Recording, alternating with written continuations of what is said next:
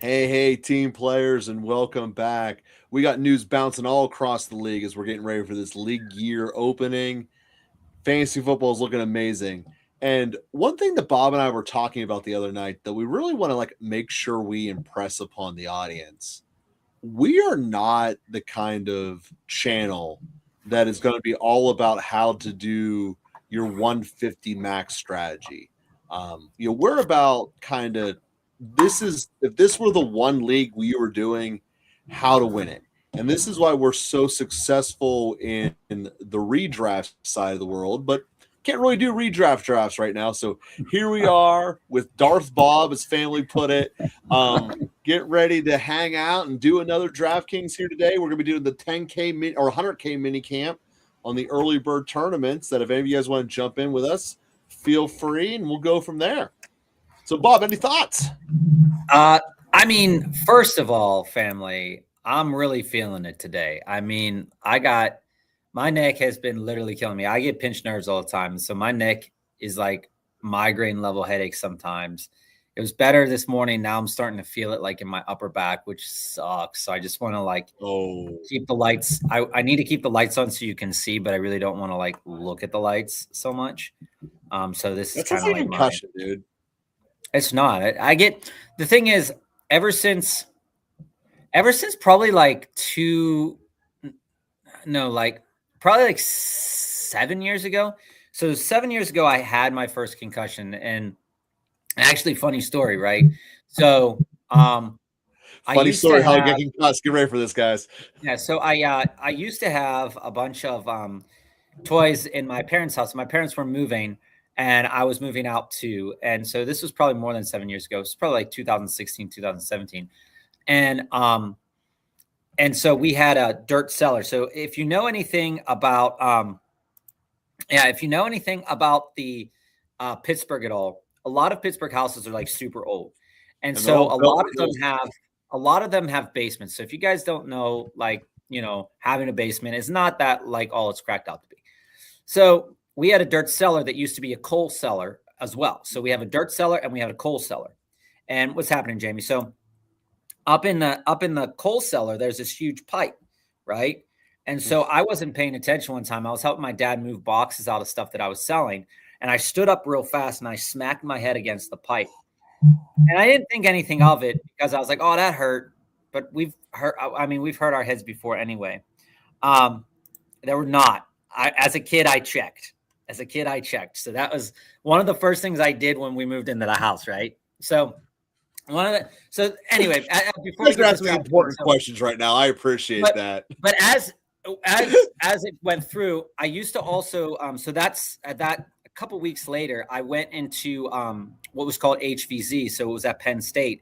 It was a humans versus zombies tournament where you either got to be the human or the zombie, and if you were the zombie, you had to catch the humans. Well, I ended up running too much, and it made the concussion worse. But the funny thing about the concussion is that theoretically it was a concussion, but not really, because I could still do everything that people that normally would have a concussion couldn't. But because of the astigmatism in my eye floats.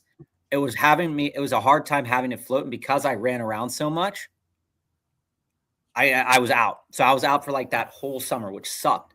But speaking of stuff like that, head injuries do affect people in way different ways.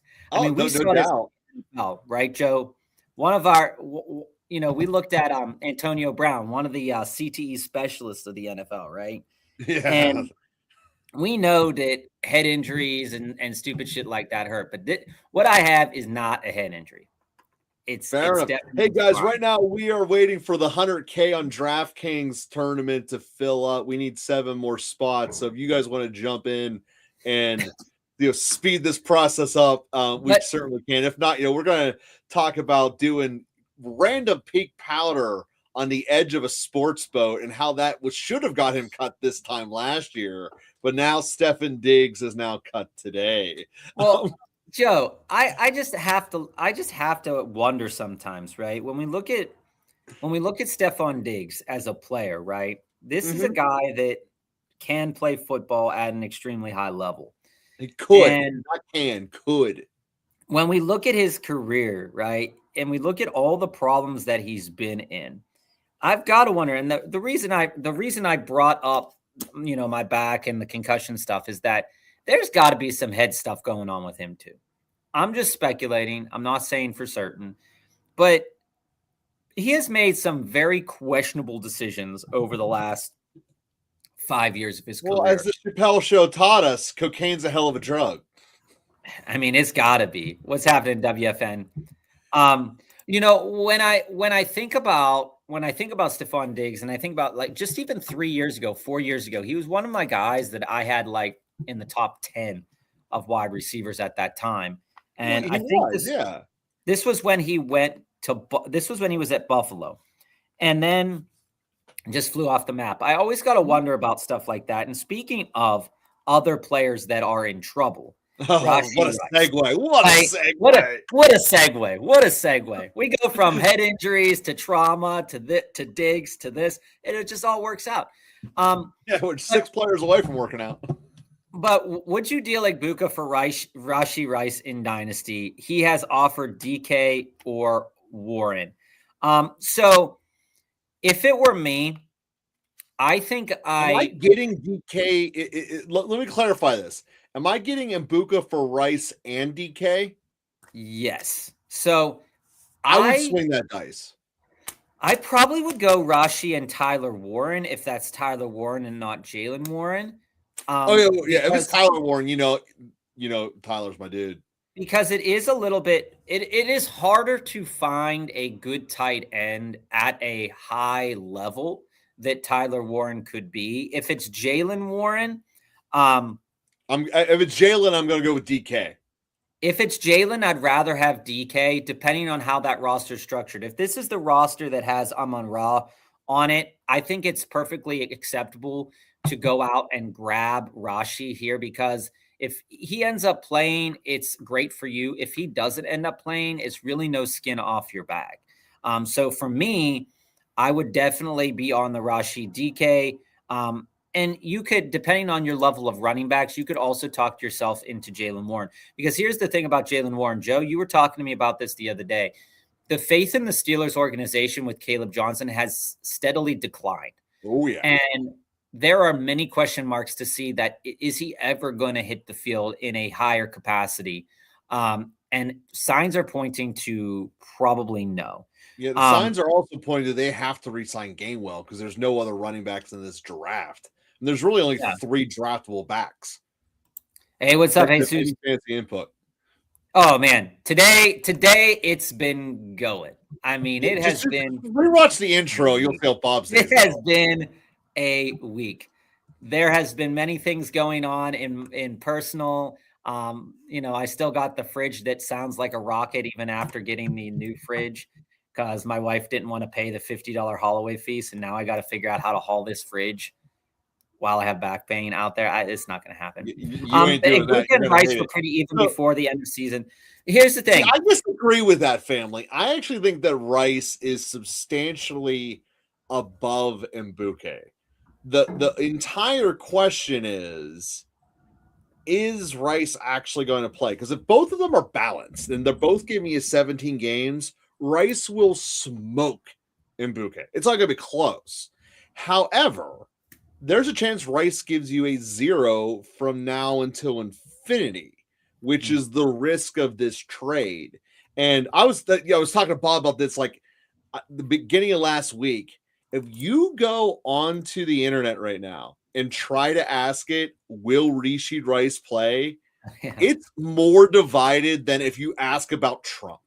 Like, it is like the only thing I've ever seen that big as a lightning rod. From Kansas City beat writers, I saw guaranteed to play, guaranteed to go to jail, guaranteed to play after minicamp, all within the same feed of different reporters from Chiefs Kingdom. And I just look at this and go, it is nuts.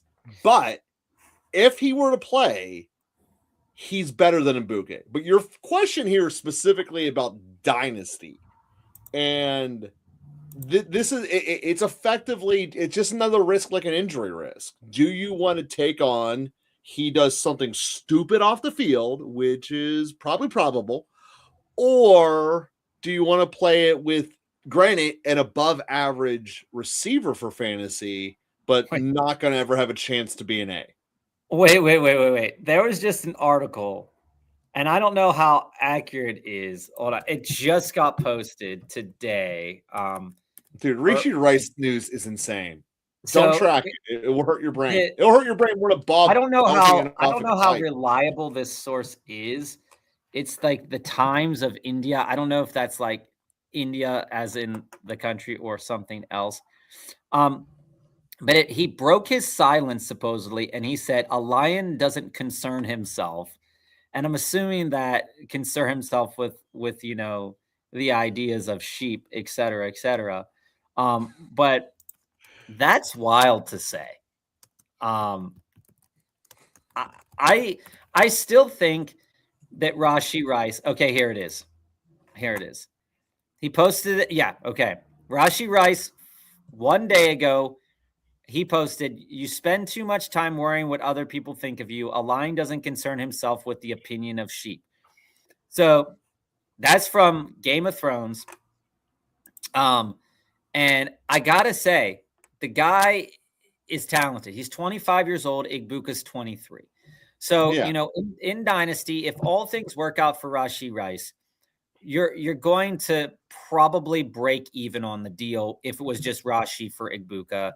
And you might even if Rashee plays, Rashee smokes Igbuka. But I think where my sentiment is here is that DK is also a potential 1,000-yard wide receiver. So I agree with that.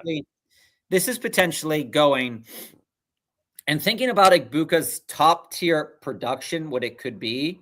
You have Igbuka possibly getting to 1,200 yards, possibly getting to 8 touchdowns, but you also have that outcome for Rashee, and you also have a possible outcome for DK in that 1,000 yards, 6 to 8 touchdown category as well. So I do think that you are minimizing your risk with this trade, and you are getting into a player that in the last couple of years hasn't performed up to expectations, but he's perfectly capable in a guy like DK to get you about 900 yards, 8 to 900 yard min. So, all in all, I think that that's something that I would want to capitalize on for sure. And when we think about as a side programming note, guys, I just put the link if you want to come directly into the draft we're going to be doing here. I just put it in the comments for you. We are still waiting on a few more people to fill up this room so we can start with our regular programming. Yeah, so in terms of this, one league I'm in locks free agency after the Super Bowl. What's happening, Sweet Leaf? One league, it locks it until the free agent rookie draft. It's 4 rounds. Does this change your thinking about acquiring picks? Not really. I think that I think when we think about player capital and we think about what you do, I would rather have those picks and just use them as I need to, right? They're always a benefit to have picks. Like if you already have proper player capital within your team itself, accumulating the picks in order to get better player capital or to get better picks is always a good strategy, even if you don't intend on using those specific picks. Now, Joe, also news before this DraftKings tourney fills, if you didn't do it already, the NFL has opened up their registrations for getting into the draft. The draft, as everybody knows, is in Pittsburgh, Pennsylvania this upcoming April. So I registered myself. Get online, register yourself, because it'd be really fun to report back from draft day. I might have to see if I can leave work early to get there. But I think it could be a fun experience. If this one doesn't fill you, see, here's another thing we vehemently. I think it's going to be a disaster, and I don't want to be there for it. Are you pushing your cart with your computer on it right now? Yeah, I always have it on the cart. I'm going to like the old school, like high school AV cart. That's what you're using right now. No, I love this. It is a modern desk that goes up and down. See. I am witnessing things I didn't know I'd be witnessing. Cool. But we're only at 8 of 12. If this one doesn't fill, Oh, it's got to fill. We're just going to keep waiting and have Bob's stories. This is in the next 8 minutes. I think we should head over to Underdog if it doesn't fill. Yeah. This is my last of the 20 max. This is my last one. So I want to fill this. I want to get this done before the opening of free agency. Yeah, and when we look at the draft strategy, Joe, let's pull up just a couple of things to keep in mind about contract situations. So I'm going to open up Spot Track here so we can just take a look at the contract situations to be aware of, and to just understand that the NFL just increased the cap space. And sure, you gotta believe they did that specifically for Kansas City. If you're a tin hat foil guy, it has nothing to do with Kansas City. They did it because of contracts with Netflix. Oh, that too. I mean, we're boiling it down. We're gonna have more Christmas expensive games than ever. One of the players that I want everybody to keep their eye on is a player that has been on the Minnesota Vikings roster for a couple years now. But is going to be allowed to seek out free agent money here is Jalen Nailor. You talking Hawk? Oh, Nailor. Okay. Yeah. Well, he's a free agent. So yeah. Jalen Nailor is a free agent right now. He's sitting here. Spot Track has his age as 26, but then it says 29 here in 2026, which doesn't make any sense. But he was here for 3 years they must have just screwed something up there, but he's going to make bank somewhere. And there is reason to believe. Oh, I don't think he's going to make bank. I think he's just going to get paid decently. He's going to, but for him to make bank, it's going to be upwards of like $8 million. Oh, I doubt he gets that much. Follow me here. In a class of wide receivers that is not that great. Oh, free agent ones are weak. I'm giving you that. The free agent wide receivers are fairly weak right now. Mm-hmm. And so when I look at things and I see that I can have a guy like Nailor for probably cheaper than I can have a guy like Pierce, or that I can have a player of Rashid Shaheed's caliber. Or Dobbs, obviously. And I'm gonna have to pay probably less money. And if I can get him for $8 million a year, because his market value says $4 million, but I would bet right. I would bet in the current market that his numbers get a little bit inflated more than they would. Similar to like a Wan'Dale Robinson number. Like, I don't really believe that Wan'Dale Robinson deserves to be making $17 million a year. Look at this. Family just nailed it. He's just another regular dude. The Bills would spend $8 million on him. Yeah, I think the Bills are going to go out and get themselves Romeo. Exactly. But also Romeo Dobbs is another just a dude. Oh, Romeo Dobbs is way more than just a dude. I disagree, fundamentally speaking. But when we look at his money, he's going to get a significant upgrade. His last year of his contract was worth $3 million, but he's going to get upgraded significantly as well. So he's going to get paid. When we sort this by market value, Romeo Dobbs and Jalen Nailor are going to get paid significantly more than they had last year. I don't believe that Marquise Brown is worth people spending money on. Somebody's going to sign Christian Kirk. Somebody's going to sign Calvin Austin. But all of these guys above him, it is probably a really weak class, and they're going to be overpaying for a guy like Juwan Jennings when you can get Jalen Nailor to do very similar-ish things as Juwan Jennings most likely could for your team. Now, that's not talking about from a skill perspective. That's just talking about from like a money perspective here. The Juwan Jennings is also quintessentially a dude as well, just a jack, right? Where he had that 44-point game 2 years ago, I believe, and he is a guy that could get a decent amount of touchdowns. But when we look at it from a market perspective, Jalen Nailor is going to end up on a good team, that wants to utilize him. And there's also conversation, and I just want to make this clear because I do think that it's an interesting thing to think about, is that the Bengals are thinking about trying to upgrade their wide receiver 3. And if we all think that Jalen Naylor is just another guy, yeah, right? I don't think he's an upgrade over the iOS. Could he go there? I don't see how he's. I don't think he would. I think he's an upgrade. Generalized, not an upgrade over iOS. I mean, we look at what he's capable of. And in 2025, he had 444 yards. The last year, he had 414 yards. He does get touchdowns. He is. Watch the Bengals do something stupid like draft lineman. Right? Slow, undersized receiver. It's their world. So Alex here has a question. 12 teams, start 11, Superflex Dynasty. Rebuild with 101, 103, and the 5 in the 2027 first. And 5 2027 first. So yeah, that's a lot of capital. The 103 and 5 2027 first next year.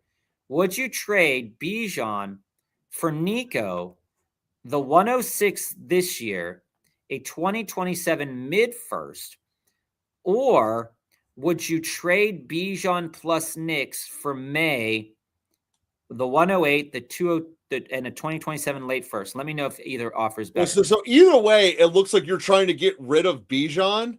You can't get rid of Bijan. So I have a question for you, Alex. Before we answer this question credibly, when you think of your 101, are you wanting to take Mendoza? Or are you wanting to take Jeremiah Love? If you're moving Bijan, you have to take Love at 101. And my question would be, is if you move that to get the 103, and you want to flip Nico for a 102, a 106 in the 2027 first out of the Bijan, my question is who are you looking for that right now don't move this needle? Vets do. That would be. Okay, so if you're going Love 101, I would not do that trade. So here's why. Fundamentally, here's why I wouldn't do this trade. Is that if I could have 10 out of 12 people in the draft so far, guys, if I could have Love and Bijan, you are absolutely going to continue to be competitive. Both of those players will potentially be in their prime, just as family shares down here. You're going to be competitive. Now, Bijan, when you move Bijan, I would rather have a better compensation if that's going to happen. I don't feel like Nico, the 106 and the 2027 mid first, moves the needle so much for me in the category of Bijan. Okay. Bijan's always capable of going for 25 to 30 points, especially in PPR leagues. You have the 101 and the 103, so you are going to be getting. You already will have a team set up this year with Bijan, Jeremiah Love, and Carnell Tate. I would presume that you would want to take a guy like Carnell Tate at the 103. If you want to get the 106, you're not moving the needle. You're not making your team better by grabbing the 106. You're not. There's not enough blue chippers in this draft to justify that trade. Yeah, and for me, you have Bijan, Neighbors, Judkins, Henderson, and a bunch of men. I get that. Now, if I look at the other side of it, so I would not do it for the Nico side. But when I look at the Bijan Knicks for the May, the 108th, the 2027 first, late first, and the second, you might feel like that is better compensation in a way because you might want to move off Knicks to get into May. But I want to caution against that, right? Is that both of these players in Knicks and May, they are currently their top points that they can get somewhere sits close to that like 28-30 category. And Knicks, in the current iteration of his team, could get you that 30 a little bit better. So for me, I don't see this trade as being a necessity at all. Joe, how do you feel about it? Yeah, I wouldn't do it. And I don't think you're getting enough. And as family said, you got to build around Bijan. If there is nothing to say that Bijan's situation is going to get worse this year. Nope. And family can talk to you about moving on from a guy like Puka or getting Puka and being able to build around different facets of these teams. But I don't think that your team and the pieces that you have are bad. Plus, those picks aren't going to help you because once you look and you say, oh, the 106, right? All right, drafts just got started, guys. Let's get in it. So when we look at Bijan, like Joe said, and like Family was saying, he is the rock of your team. So moving on from that rock, I'm going to want to get a monster amount of picks, and you already have that. So already in your back pocket, you've got Bijan. You're going to get Jeremiah Love, and then you have 5 picks in next year's draft in the first round. What more could you want other than Bijan, Love, and 5 picks in a loaded draft class? The point is, it's not a loaded draft class. It's a loaded draft class for edge rushers, which doesn't help you at all in fantasy. Now, Sweetleaf, I have no idea what did Rogers do on the McAfee show today. What happened? Rogers is always saying, "Oh, I think I want to come back. Oh, I think I want to play again. Oh, I don't want to." He said he would make a decision. He says he likes Mike McCarthy. That's basically the long and the short of it. Okay. He thinks that the hiring was good. He likes them, but he doesn't know if he wants to play for the Steelers next year. I don't want him to come back to the Steelers. I don't want him to come back either, quite frankly. I think that he would ruin that team again. I did not think we did. We did not miss the dynasty trade of the day. It's right here. We didn't miss it. We were coming back to it. Dynasty trade of the week, and this one's very questionable. So here we go. I sent Kama Nungai and Addison and the 211, and I received Benson, Spears, Barner, and the 202. Oh, dude, when Barner's the best player in the trade, our dynasty trade of the day needs to get better, family. So I don't like it that much, but what I do like about it is the idea of being able to parse out your shares of Manungai in terms of, I don't know if he's going to be the guy that they want to build around for the future. We also saw that they just lost their center that they signed this past year, to retirement. So they are going to have to really go back to the drawing board in terms of how are they going to distribute carries? How are they going to keep that offensive line together? Because it was really good Trey McBride. Oh my God. JSN to 7. Yes, please. Yes, please. Sweetleaf is up in the 8th spot. Are any of you other guys here in this draft with us aside from Sweetleaf? Trey McBride at 5 is wild work. And I also, you guys know, and Joe knows this too, you know how I feel about Jordan Addison. I think Jordan Addison could be a boss, but the problem is he's got he makes the same mistakes like Stephon Diggs does. Nowhere near as bad. And in terms of quarterbacking, we're not 100% sure where that's going to end up. Benson and Spears could end up being the primary rushers for their teams, at least for 4 games this upcoming season. So insofar as that is where we're at with that, I don't think it's terrible overall, but I do think that you could probably move Benson or Spears once news comes out that Spears could be the potential primary rusher for the Tennessee Titans. If they go out and get somebody else, that's going to be problematic, but I don't think you're losing out on a lot by doing something like that. Oh my God. Rodgers just needs to get away from Pittsburgh. What did he say about his wife? Don't know, but you're going down a Pat McAfee rabbit hole that's what the show was built for. So Alex here said, I forgot, would you sell Judkins in the 112 for an early 2027 first? Worst case mid. It's a bad team. Pivot to next year. Hope to land Arch, Ryan. So Alex, here's the fundamental thing is I know you want to do everything right now to fix it, but the reality is that keeping your actual assets who are players now and doing in-season trades is better than waiting on the hypothetical future assets. Because all that you're really doing is delaying what you're getting for the rebuild until further down the road.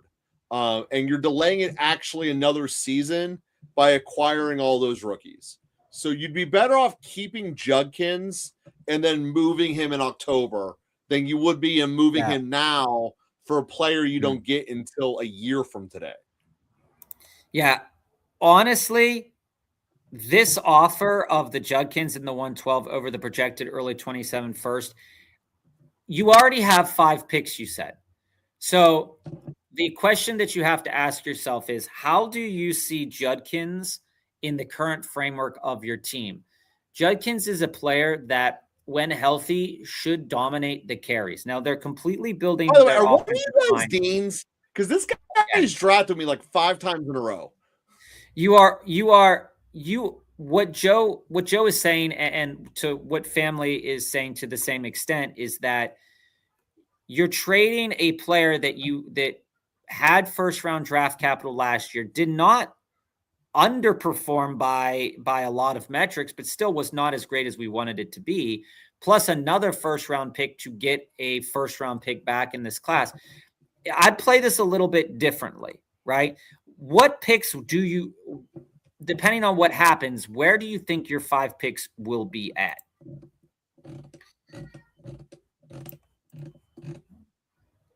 Alec Ironman for a 3-2 and a 3-3. You give them Judkins in the 112, and who says they don't make the playoffs? Exactly. That it's selling Judkins extremely low. I think Judkins straight out is young enough that he should be worth a pick by himself.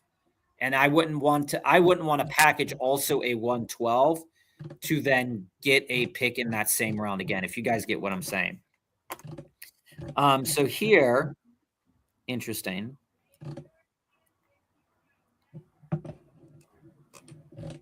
Now, the news about Ken Walker might be scaring people off, that he could be a Giant, he could be a this, he could be a that. Still on the board at pick 27. Again, I'm just taking him again.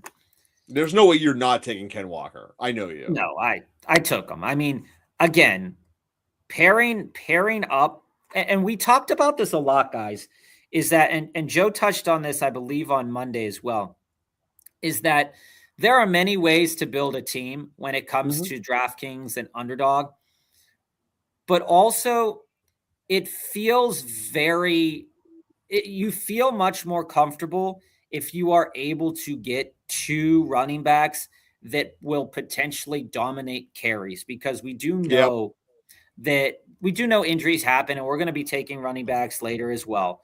But we want to be aware of that. And the 3 wide receiver build tends to make people a little bit more rushed and or scared to when pulling the trigger on running backs and pulling people up that necessarily don't need to be pulled up. As the way the draft is working right now, everything seems to be relatively pretty normal. Joe going standard 3 running back start. I love it. You always do that. I feel like it's always the something. I did one last night where 5 of my first 7 picks were running backs, and then I didn't take another one the rest of the draft, and I love that team. I think there's so much in best ball value in late receivers that it's crazy to me. Yeah, I'll touch on this after. I like walking away with 8-9 receivers. And all right, Emeka Egbuka, did you just see that? Running backs. Emeka Egbuka just went in the 4th round here. Yeah, it was a little bit. There's a little bit of an extra running back push right now, but not dramatically. Top of the 4th. Emeka Egbuka at pick 39 is a little bit higher than he normally goes. You guys are I'm just taking the top of the queue, it seems, because everybody's just I'm getting some falling players. So family, this class isn't great, but at the 112, you're still adding a piece. I bundled the 103 and the 112 to get Mendoza at 102. Mendoza isn't going to go to 102. I see it as Love, the 3 wide receivers, Tyson, Tate, Lemon, and then Mendoza at the 105. Building out your team, and this is an important point to make too, Alex, when you look at how you're building out your team. You want guys, if you're thinking about rookies in next year's class and you're thinking about rookies in this year's class, you want players that are going to be in their prime, as a family says here in 2028. So Judkins and Henderson ain't going to hurt your chances of a 101 in 2027 between injuries and depths. I agree with that wholeheartedly. Knowing that Judkins is hurt right now, going and is still going to be playing for a bad team. Okay. There's nothing to say that Judkins is going to prevent you from tanking. There's nothing to say that Trevion Henderson is going to prevent you from tanking, right? These are players that could do really well, and you'll be surprised. And if you're surprised, maybe you win. Maybe you get a little money this year, and then you keep winning, right? I just don't see that me wanting to move Judkins now for that would be what I would want to do. Take the picks that you have. If you want to go out and get a Mendoza here in this draft, cool. If you want to wait for Arch next year, that's also fine as well. You see here, Joe, 5 wide receivers. Talk to me about why you don't like that. Well, for a lot of reasons. First of which is the league overall has a very big shortage of running backs. The next reason is by default, one of those first 5 picks every single week is wasted draft capital by definition, because you can only start 4 of them. So if you're basically saying I can win this draft handcuffed, and you can't, nice. You just can't. So it's not a strong start. It really puts you in a bind, and now you're going to have to be chasing poor running backs and hoping that they hit. Likewise, my man over here on the 1 spot is at the same spot because one of his first 4 backs won't be starting, but it's a little bit easier in running backs because they get hurt. But also, he doesn't necessarily have to pick another running back again. So he can be done with back for the rest of the day. And that's the attractive part, is there's way more depth in the receiver world at the end of the draft than there is in the running back world. And again, a lot of this has to do with the actual rookies entering the league. The receivers are vastly better than the running backs entering the league. Yeah, and to this point, too, supply and demand in these rookie drafts makes a difference, especially. Dude, I'm basically building the exact team I want to build right now. This is kind of crazy. Judkins fell a little bit in last year's draft. A couple of players fell in last year's draft. Harold Fannin. There's always going to be guys that you can get, but also, we've gone through this a couple of times as well, is that when you look at the depth at the position next year, there's going to be a bit more quarterbacks coming out. So it might not push certain players up to where they might be this year. It all depends on also what the other teams need. There could be surprise retirements. There could be some other crazy things happening. And we want to make sure that we are in the best position to win at every point in time throughout the next couple of years, right? And so you want to line up the potential booms of your roster.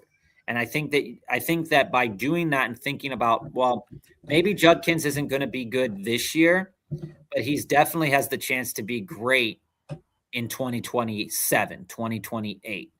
Same with Henderson. So by allowing yourself to carry Bijan, Judkins, and Trevion Henderson, it sounds like the team was already starting to rebuild last year.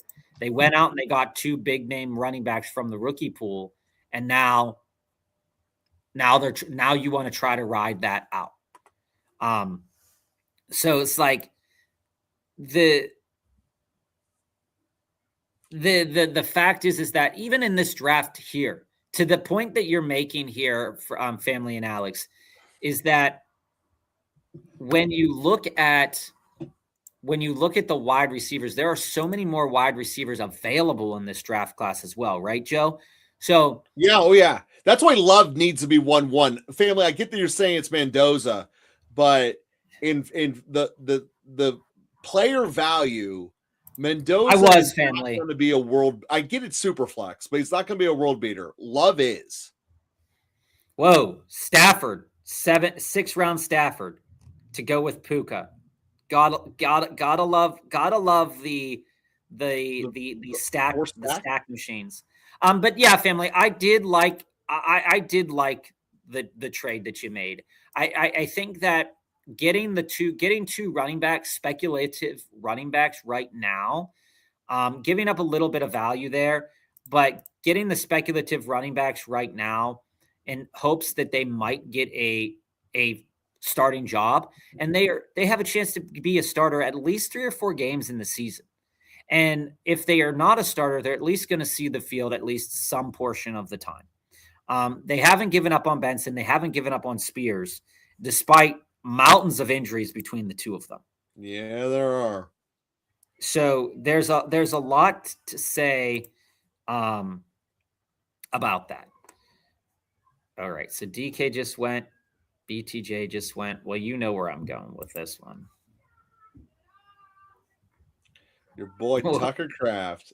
You gotta. Well, he wasn't coming back to you, Bob. He was on my short list. I know that. I know he wasn't coming back to me. But Joe, talk to me a little bit about this, because Sweetleaf in the chat here we talked about this on Monday about how David Montgomery is going to shoot up the boards. Yeah, I agree with that.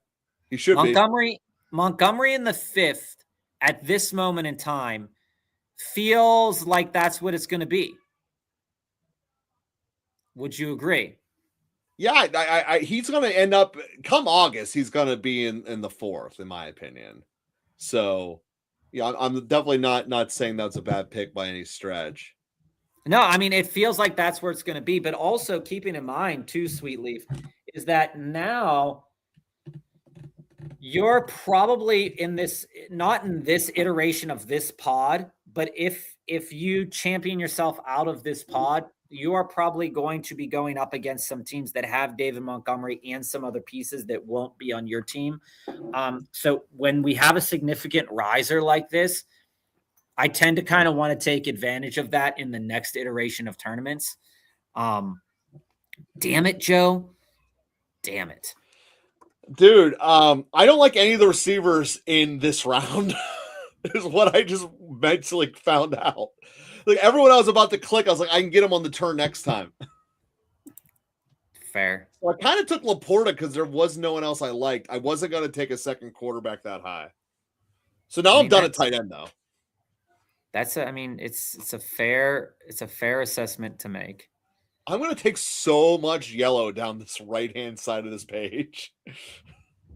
It's gonna be a little gross, I think, coming up. Might be, but that's okay. I'm okay with that. Sometimes you gotta live grossly, man. The Rehab, I probably should have took Pollard. We're gonna click Chuba. I've been, everybody in the chat who's been with us for a while. Yeah, Sweetleaf. It was early on Stafford. Early. I did see this. Denver is looking at running back, they say. Again, it's just posturing at this moment in time, as far as we know. Every team is looking seemingly at every position from all the news that we have. It's something to think about. That the early Harvey in these drafts is probably not where you want to be at. I've never wanted to be on the Harvey. It's okay. But this early Stafford is something that I disagree with. And this comes at the point, we've talked about this a lot, everybody, is that stacks are a part of the game, but you do not want to go for a stack and overdraft. If the stack makes sense, if you do it in like the 16th round, that's fine. If the stack makes sense for your build, that's fine. But also now you're looking at a team here where your top 2 wide receivers are Michael Wilson and Puka. You've got 4 running backs. You have Stafford, you have Kincaid, and you have QJ. I'm not saying that those wide receivers are bad by any stretch of the imagination, but again, Joe and I were talking about this last year, is that Michael Wilson, Trey McBride definitely benefited from Jacoby Brissett throwing the ball 40 to 50 times a game. And Harrison being hurt as much as he was. That isn't going to happen again this year. So when we try to break through that framework and we say, hey, like, is this something that's going to happen again? It is less likely, while Michael Wilson has earned the targets and while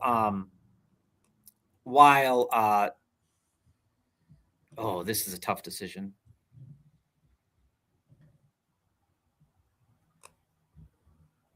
I don't think he's going to come back to me.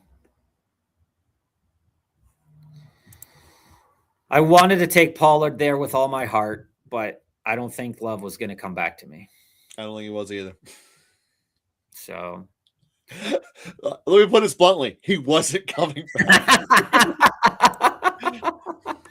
Yeah. I mean, exactly. I think Love too much. I think Stafford logistically would have made it past Bo Nix. You know, Pollard didn't make it. Sweetleaf took Pollard. I love Pollard.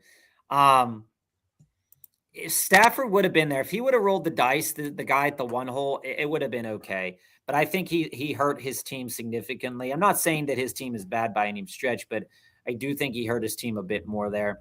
We see a quarterback run go. I don't love Jordan Love as a primary quarterback, but I do like Christian Watson, Tucker Kraft, and Jordan Love stacked up with one another. And if they, like I've said before, like a bajillion times, if they let Love off the chain, he'll be great. Taking a little dip there with Stephon Diggs, hoping that he ends up. I'm big on free agents because I believe that they're going to find a situation that is good for them. And now that he is a free agent, I think he's going to find a nice spot. You know, the team that screams that's going to sign him because they have signed an old receiver every year is Baltimore. Mm-hmm. And sometimes it works, but sometimes it's Hopkins and it doesn't do anything. Golden going there. I honestly thought I was going to get him on the comeback. Price? No, Golden. Golden already went? Yeah. But that's why I ultimately clicked Diggs there was I liked the potential of him finding a spot and getting 80 catches. Yeah, I mean, I don't hate it. I really don't. I mean, imagine him in Kansas City, especially if Rishi gets suspended. Yeah. Jordan Mason climbed all the way up into the 10th round. He's typically typically here in the 12th, 13th round. So that's a pick again. But that again, like we said, you know, like we have a lot of jostling down here because a lot of people only have 3 running backs. So yeah, you're going to see a fourth probably upset some folks. You're going to see a lot of running backs start to flow off in this next round, and you're going to get a value at wide receiver guaranteed.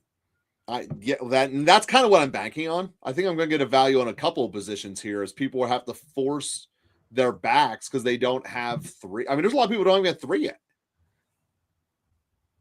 Yeah. Like I can tell you, the rookies from this point on are not going to produce fantasy-wise. There's only really 3 that are going to go in the first 2 rounds.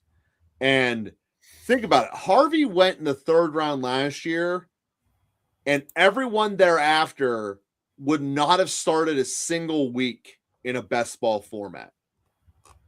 So therefore, they are wasted picks. Yeah, I mean, there is something to say about that. People are afraid Tennessee is going to draft Jeremiah Love, so he's dropping now. I mean, Tony Pollard has been and has stayed in the 9th, 10th, and 11th rounds for the last 3 months. The fact that they want to draft Jeremiah Love when the rest of their team is garbage makes no sense to me. Everyone wants to draft Jeremiah Love. Everybody knows what they want. But it would be irresponsible for the Tennessee Titans to not continue to build out offensive line. Yeah, they need to build the trenches in Tennessee. And wide receiver. So while that's fun to think about, it doesn't necessarily, for me, it doesn't necessarily track as being responsible. Now, again, I'm not the Tennessee Titans GM, and I know that they've made terrible decisions in the past as well. Yeah, that's why they have a new GM. So, you know, that's something to consider. Dude, I love how Shook's now like just a 10th rounder, and people are just like okay with that. I took him. I'm okay with it. I know. I'm okay with it. I was gonna go the last 2 rounds. Actually, I was gonna go Addison and Krosky Merritt. Thank you, family. People are throwing a lot of picks away. I kept Addison still on the board. Yeah, Woody Marks and Tyreek off the board. Doesn't quite make any sense.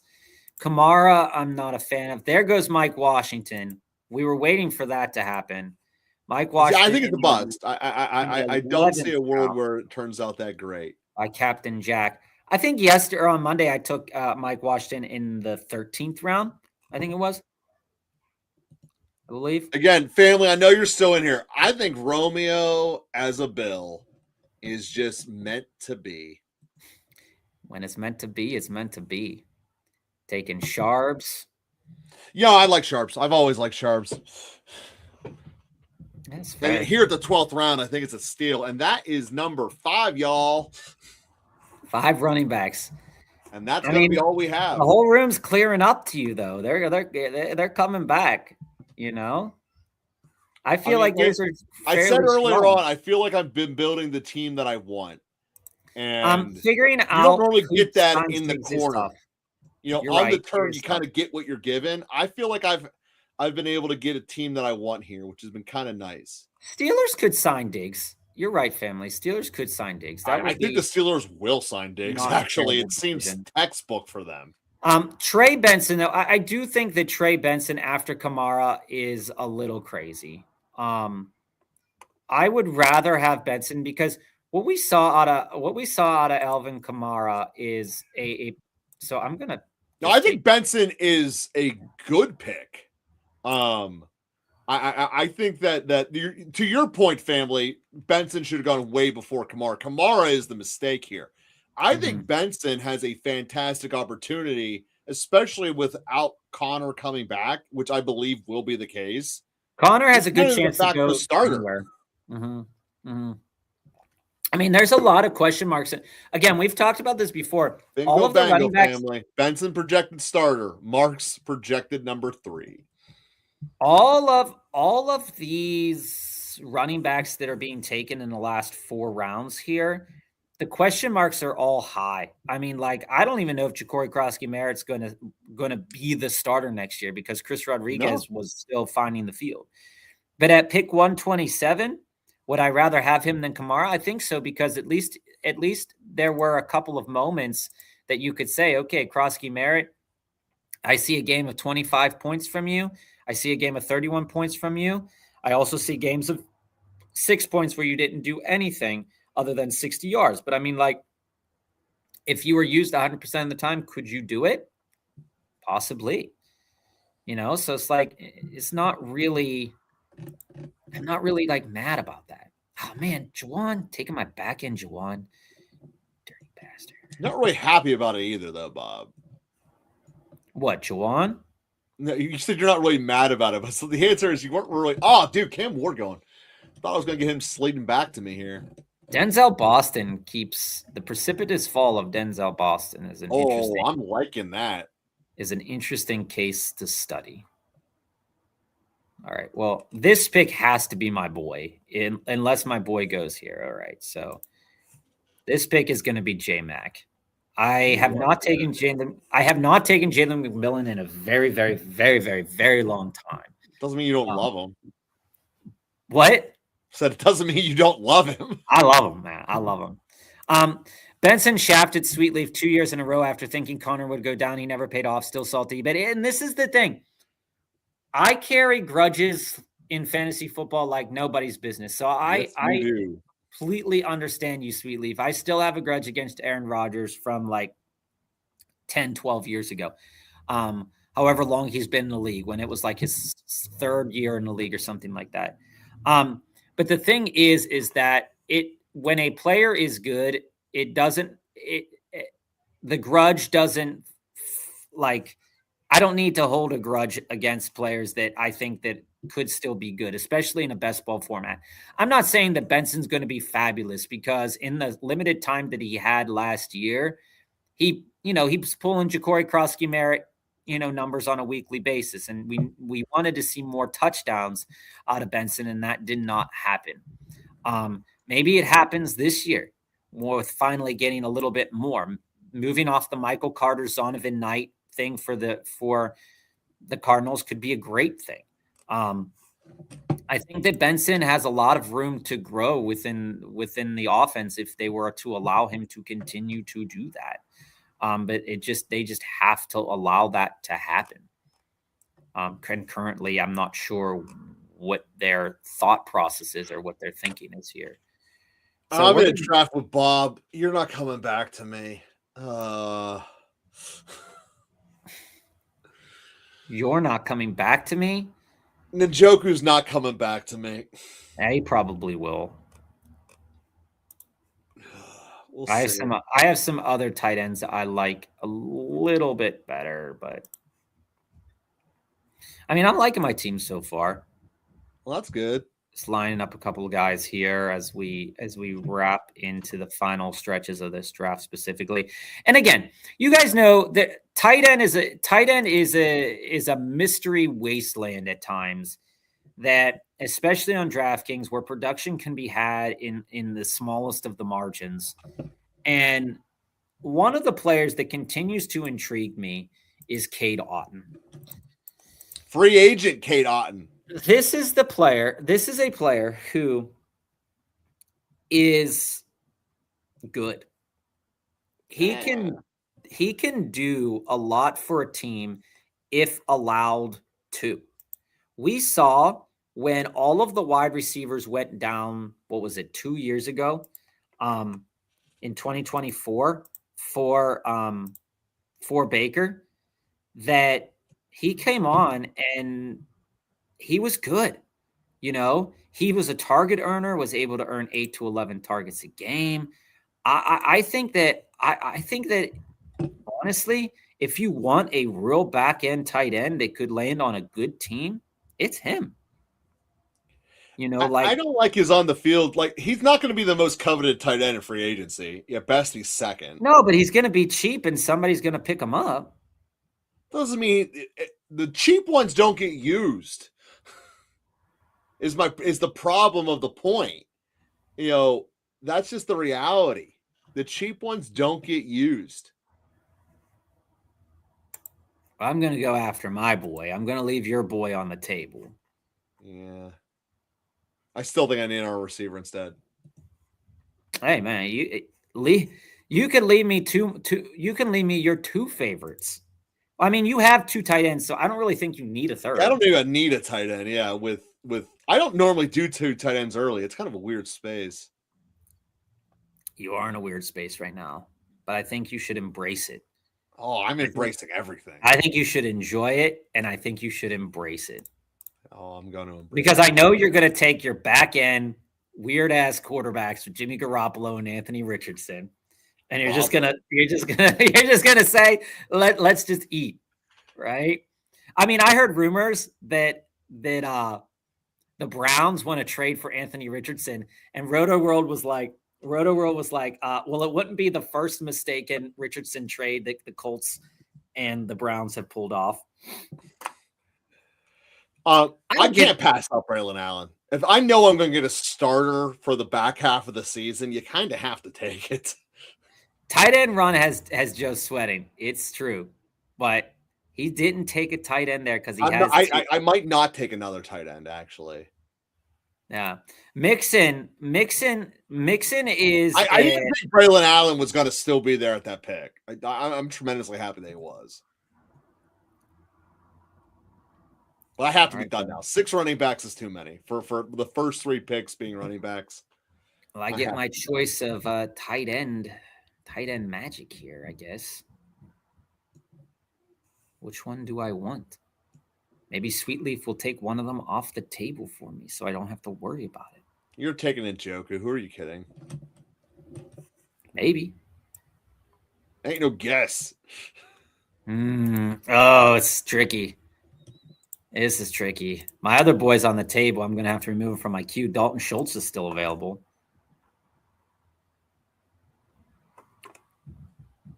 There goes Naj, Joe. Pulling up Naj. Devin Neal pulled up on the board. Katron Allen pulled up on the board. I mean, this is why you go running back early. I mean, there's a case to be made that getting Cook and Love and Kyron is better than having Ramondre, Corum, Jonah Coleman, J.K. Dobbins, and Sean Tucker. Yeah, sure. Yeah. I would tend to agree with But the that. thing is, the receivers I stacked up here. All right, Zay and Harrison, I'm going to expect something out of. The rest of them are all or nothing guys. Like Diggs can go nuts and get you 2 touchdowns in a week. Romeo Dobbs could do that. Ayuk can do that. Tesla, that's all Tesla is. If he catches a ball, he's getting a touchdown. If not, he's giving you nothing. That's what it feels like. Back end receiver for best ball. That is what it feels like. There's a lot of players that have climbed up these boards that have not been taken like in a while. The boards look real weird right now. Real weird. Getting weird at the bottom. All right, we're gonna go. Most of it's gonna get flushed down the drain. What'd you say? So man, most of it's just gonna get flushed down the drain. We're gonna take Brashard Smith there. That's another real weird one. I mean, it's potential because of the spot, but could be nothing. Again, I wholeheartedly agree with the sentiment. And again, my queue got cleared out right before it. The guy I wanted was Tucker. Got cleared out. I should have waited on Njoku because I was going to take Tucker, and then I would have been able to take a Mason. I could have taken a Mason Taylor where I took at the 17-7. I thought Taylor would go, so I wasn't really like mad about it. So, family, to your point of taking receivers and backs early and quarterbacks and tight ends late, I didn't follow that nearly as much as I normally do. But I think I'm okay with his team. I mean, Drake May's the only quarterback I have on the roster right now. Yeah. And there's a lot. And again, we've talked about this before, Joe. And to your point is that all of these wide receivers that we're taking right now and running backs that we're taking, Aaron Rodgers, Pat Freiermuth, go screw yourself. They said they were talking about how Pat Freiermuth might not be with the team next year. I'm like, you're paying this guy $9 million or $8 million. He's the best tight end on your team. Oh, he's definitely going to be a Steeler next year. That part's not debatable.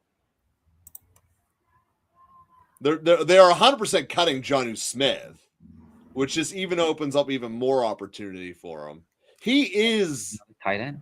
He is a perfect McCarthy tight end. It's a perfect fit for him. Hawkinson dropping this far is amazing to me. Well, I mean, is he going to be a free agent? Because if Hawk is a free agent and Njoku is a free agent, and then we have these rookies, it's a case to say that maybe Stowers or Sadiq is not who you actually want. It exactly is. At the price, right? I mean, dude, imagine Njoku taking his spot in Minnesota. He's jumping 6 rounds. That would be wild. That would be beyond wild, actually. All right, let's see. Put it this way, Njoku will be a 10th rounder in August. Like, there goes Keon Coleman. Buffalo saying that they're not trading Keon Coleman. There goes Cade Otton. I like that. I mean, Cade Otton, Ferguson, Barner, young tight ends got a chance to be. I think Barner's overrated because of the Super Bowl. I really do. The last case was good, but that doesn't mean it was that good. I'm really curious what Team 1 and Team 2 are doing. I've been watching them like the whole draft, and Team 1 or Team 2's 4 running backs, they prescribed to the theory, Joe. They took Gibson, Brown, 1, 2, high equity, went with Allen, and then didn't draft another running back till Warren, and then their 4th guy is Tank Bigsby and Jadon Blue. I can't agree with Jadon Blue, of course, but well, I would have. You saw me go receivers, the running backs earlier than that. That's just the difference of the 2 builds. Now, there's been some pumping of Quinn Ewers, by the way, too. No, I mean, someone's got to pump him. There's been some pumping of Quinn Ewers. There's been some, non-pumping of Chigakonkwo, Deshaun Watson, Anthony Richardson, Derek Carr. Chig was only ever drafted because people like saying Chig. I don't ever think he actually warranted the pick. Joe, I got a question for you. How do you feel about Christian Kirk? I think he's done, but someone will give him the ball 60 times anyway. He's like a watered down version of Allen from last year, of Keenan Allen. I do like the Marvin Mims pick late because when he goes off, he goes off. He's great for best ball. My boy was like, I love him way more than Cooper Kupp or Mac Hollins. Fair. I just lost out on Vele, which was disappointing. Well, yeah, Vele's currently a number 2 receiver. Probably doesn't end up that way coming actual season. A rookie probably jumps over him. A nice little second-round pick for the Saints. But, probably. Right now he's a 2. Yeah. We've got a 2. You get some of these number 2s on places people aren't paying attention to. It's a great, pickup. Yeah. And unless this guy takes them, I'm about to do an example of taking up a 2 in the 19th round. Are you picking up Luke McCaffrey? Yeah. You dirty whore. He's the number 2 on Washington. And then there's my boy. Right Jimmy now. G in August, Mr. 8th round pick, getting in the 20th. Mr. 8th round worldwide. That's Mr. right. 8th round worldwide. Dude, you're gonna look at that and be like, that won this tournament. I just have to laugh at it right now because I guess that you laughed at Shook too. I did not laugh at Shook. I did not laugh at Shook. Sure about that? Because I felt laughs. You felt laughed at? I don't believe I laughed at you with Tyler. I need to get back to being okay with building a 2 quarterback build though. I did not have to put Rodgers on this team. No, you did. I would have preferred Coleman. Well, I'm going to go with my part. I don't know the buys yet, so once I know the buys, it'll be different. What'd you say? I don't know anyone's buys weeks. So nobody knows that yet. If Jimmy G and May end up being buy on the same week, see, you can't have a week where all 3 of your quarterbacks are on buy and get out of a pod. See, family laughed at you. See, don't project that on me. Family was the one laughing at you. I remember that now. Yeah, I didn't laugh at you. Go back to the tape. I'm sure it's there somewhere. You too, Sweetly. Glad having you here with us. We appreciate you, Mount Washington, and end it. I love that. I love the Mount Washington pick there. Again, taking shots at players here. You're gonna notice that I didn't do the back end tight end that we would normally see out of me with these last couple of picks. Instead, taking a chance on Jeremy Bernard and Jalen Naylor. I have good capital in my wide receiver. Last round is fine. I have good capital in my last round, or good capital throughout my wide receiver room. I got 8. I only went 2 quarterbacks in this draft, so it's a little bit different than everybody else who went 3 and 4. I did spend the 9th and the 10th round pick on them, so I could have probably bought another quarterback. But I do have Love tied to Watson and Kraft. Took a little bit of a gamble there on Addison and McMillan, but I think, the gambles could pay off. And as far as your team, Sweetleaf, we look at the equity you spent in running backs, and I love the JT Hampton combo. AJ Brown's going to land in a good spot. He's going to be fine. Devontae Adams is a touchdown machine, and then rolling it down into Pittman. I think the craziest thing about these drafts is that Pittman's going in the 10th round, Joe. No, Pittman should be going higher. The Pittman in the 10th, Higgins in the 12th is crazy work, right? Is that Higgins, projectably speaking, the Houston Texans are going to be rich in wide receiver this year. They're getting back Tank Dell. They have Jane Higgins. They have Nico Collins. They have Jalen Noel from last year as well. Plus, they have Dalton Schultz. What they need is Houston needs to build an offensive line. And Sweetleaf, to your point, historically speaking, Mike McCarthy teams carry 6 to 8 wide receivers. They're not going to cut Roman Wilson because they only have 2 receivers under contract right now. They need to pick up 2 more starters. I agree with that. But Roman Wilson will be on this roster almost by default. They won't play him.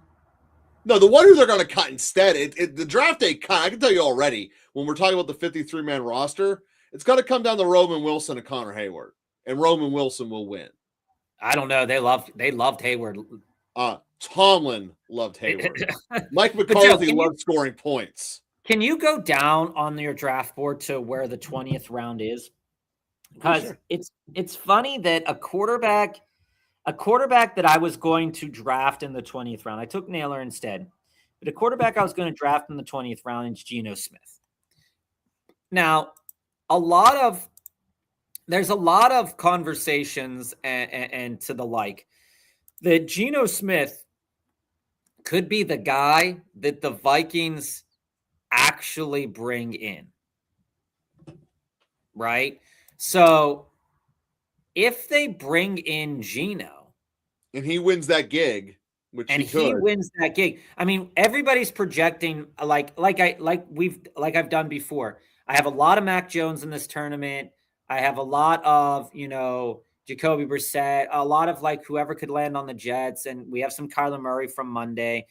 But Geno has climbed up the board, and he could easily be a dead asset, but he could also be somebody's backup.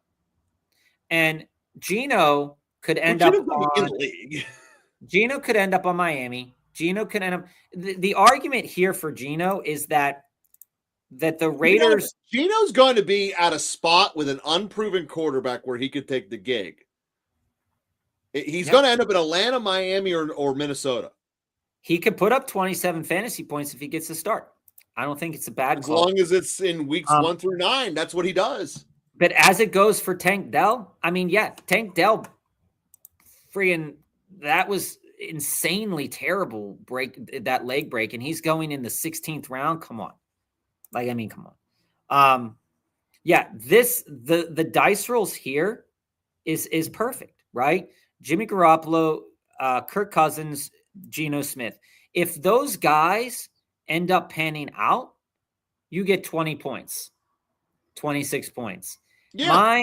My Jalen Naylor, if he pays out, it's going to have to be, he's going to have to get a multi-touchdown game, which means that he is going to end up starting over some of my guys. I mean, last year he had a 2-touchdown game against Dallas. He had 19 points. Against Baltimore, he had a 26-point game. So that is definitely starting level numbers, right? Oh, sure. Yeah, that makes your roster. Yeah. And the same that's the whole challenge of all this is getting guys who actually will make, like, there's no scenario where Keenan Allen's ever starting your roster.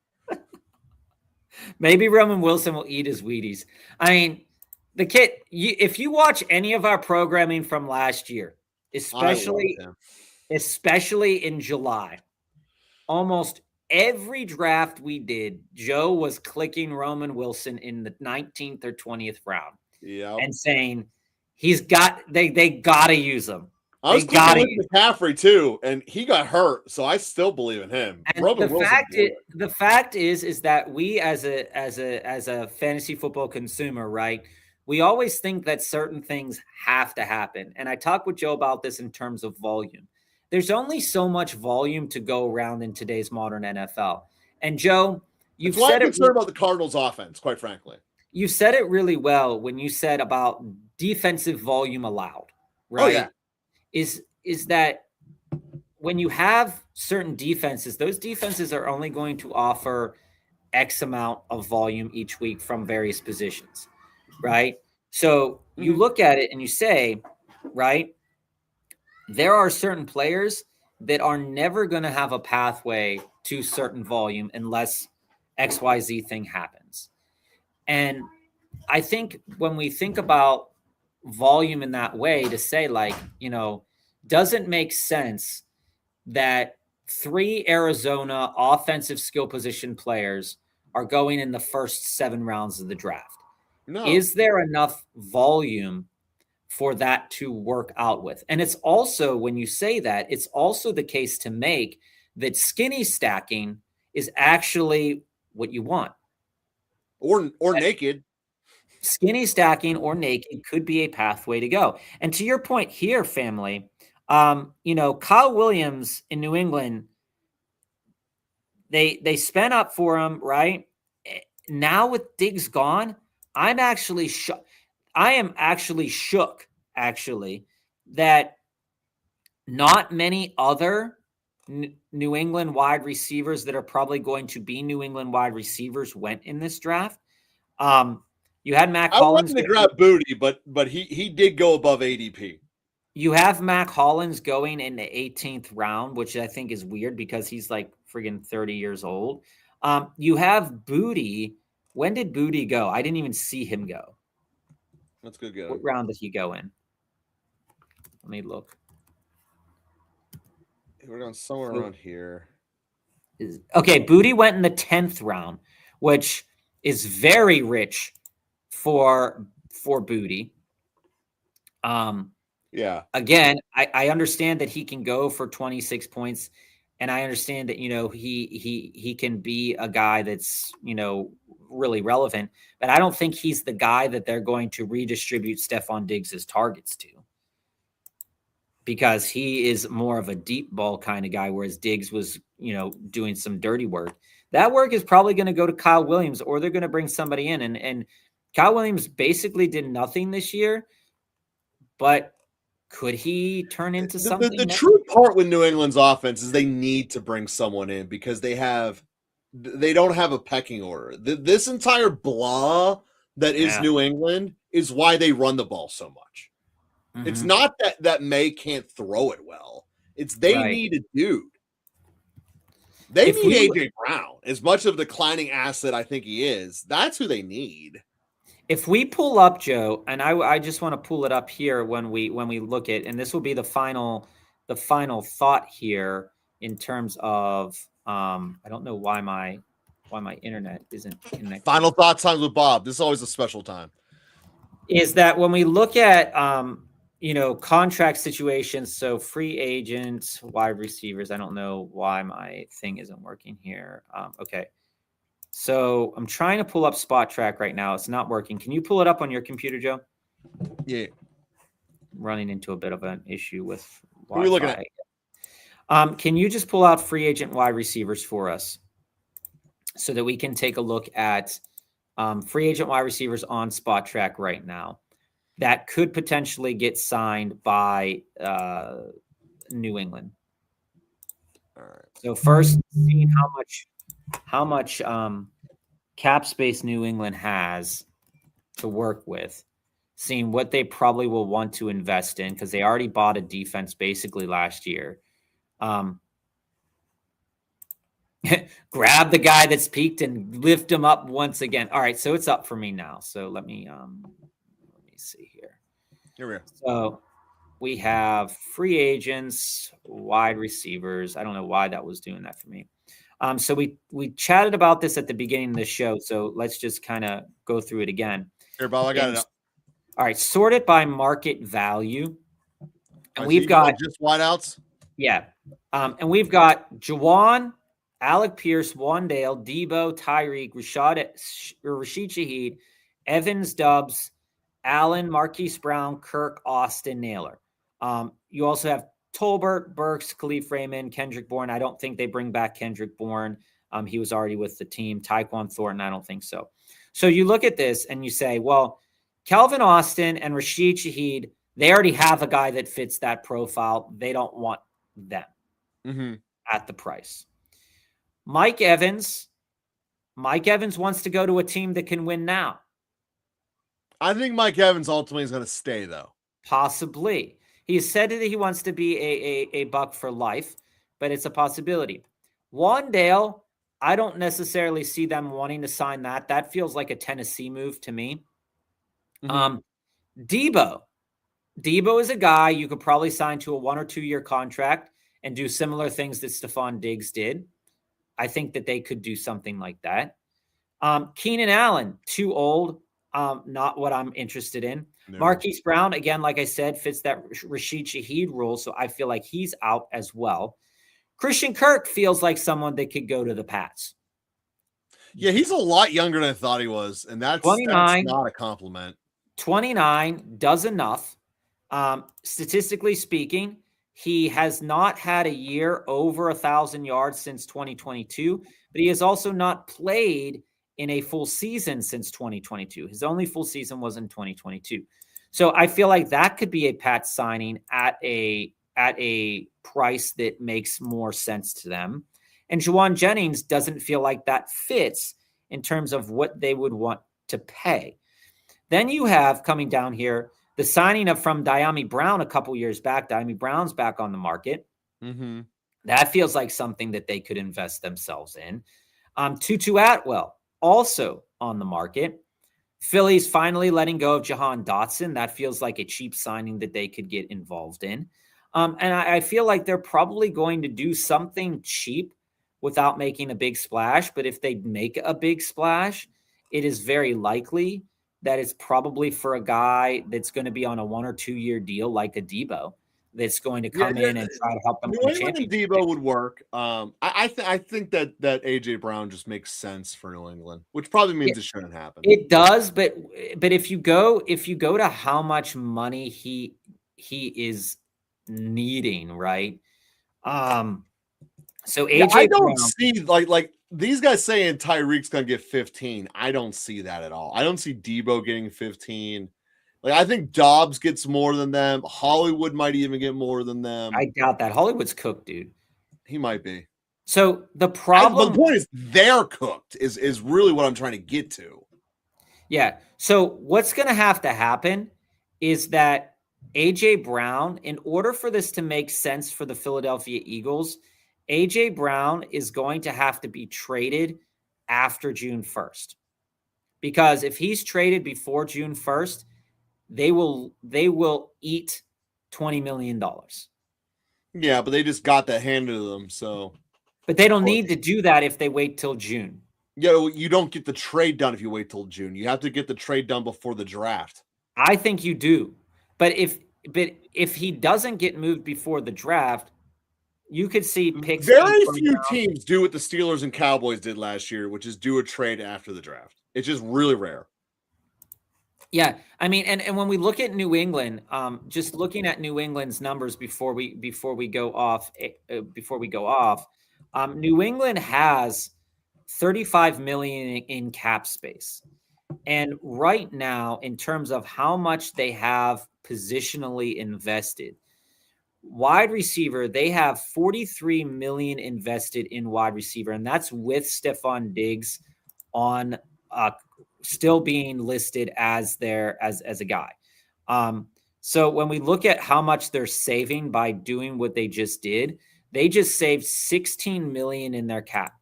So they're up there now at $51 million in cap space. And the rest of their wide receivers, the highest paid wide receiver that they have on their roster right now would be Mac Hollins. And Mac Hollins feels he's 33 years old. And if they cut him as well, they'll save another $4 million. So if they wanted to sign Alec Pierce, although I don't think that they would because they have Booty. If they wanted to sign a big name free agent, they can. Unfortunately, there's none that are like really available. So you could see them spending up on Juwan. You could see them going after AJ Brown and just saying, hey, we'll pay it. We just need a guy. We just need a high profile guy to get into the room with me. Right. And that's why I think AJ Brown's the answer. And it's totally a possibility. All right, guys. Well, we'll be back on Monday at 3:45. We appreciate all of the messages. We appreciate all of you watching. Like, follow, subscribe. And again,